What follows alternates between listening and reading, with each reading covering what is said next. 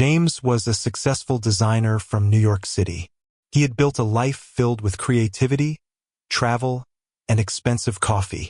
He loved his quiet apartment, his bookshelves arranged by color, and his morning routine of classical music with black coffee. He was openly gay, confident, and proud of who he was. But sometimes he felt something missing, something that didn't have a name. It was a chilly November morning when James boarded a flight from Los Angeles back to New York. He had been at a fashion event and was exhausted. He just wanted to relax. That's why he booked himself a first-class seat. Wide, comfortable, and quiet. As he walked through the terminal, people moved fast around him. Parents trying to manage toddlers, business people shouting on their phones, and couples arguing about gate numbers. James quietly thanked the universe that he could just board early and enjoy peace. Once inside the plane, James settled into his seat, tucked his bag above, and sighed in relief. A stewardess offered him orange juice. He pulled out his Kindle, ready to read and disappear into his own world. Then he saw her. A woman, visibly pregnant, walked slowly through the aisle, holding her lower back and breathing heavily. Her face looked pale, and she seemed to struggle with every step. In one hand she carried a boarding pass, and in the other a small bag. No husband or family in sight. James watched as she made her way toward the back of the plane. Then something in him moved. He couldn't explain it. It wasn't pity. It wasn't obligation. It was just right. He stood up, picked up his bag, and walked toward the flight attendant. "Excuse me," he said softly. "That woman, the pregnant one, where is she seated?" The attendant checked. "Seat 26B, she said. "Middle seat. Economy." James nodded. "I'd like to switch with her. She can have my seat here." The attendant looked surprised. "Sir, are you sure? This is a first-class seat." He smiled. "I know. That's why I want her to have it." A few moments later, the attendant walked toward the back and gently tapped the woman's shoulder.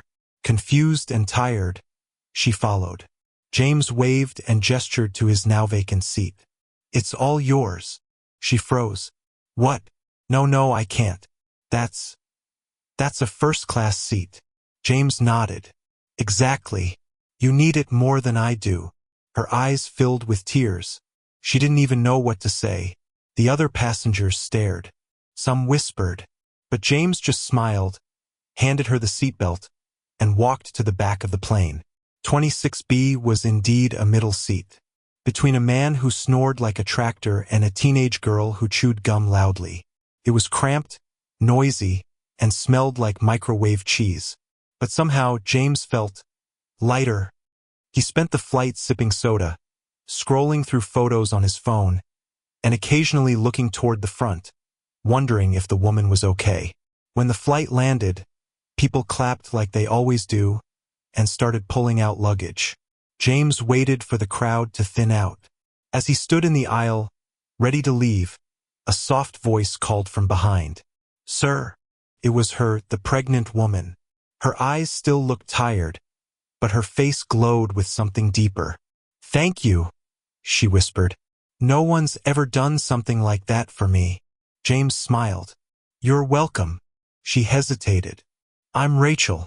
I was flying to New York because, well, I've been alone through this pregnancy. I was scared. But today, someone reminded me that there are still good people." She reached into her purse and handed him a small card. "If you ever want to visit or meet the baby, I'd like that." James took the card, nodded, and they parted ways. He didn't think he'd see her again. Weeks passed. Then months. James went back to his routine. Design meetings, coffee, books, music. But every now and then, he'd take out the card from his wallet and read the handwriting. Rachel Bennett, and baby coming soon. A number, an address, and a smiley face. One rainy Saturday, James found himself staring at the card for too long. Something inside whispered, "Call her." So he did. Rachel answered.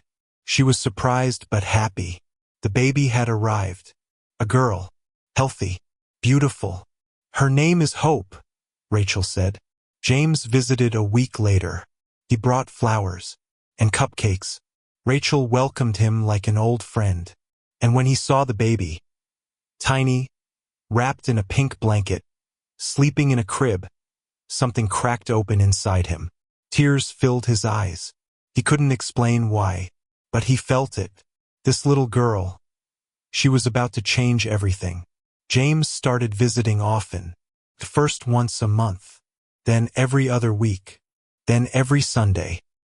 He helped with diapers, held baby Hope while Rachel rested, read her bedtime stories, and brought toys that made her giggle. Over time, Rachel became more than just a friend. She became family, and little Hope, she became his heart.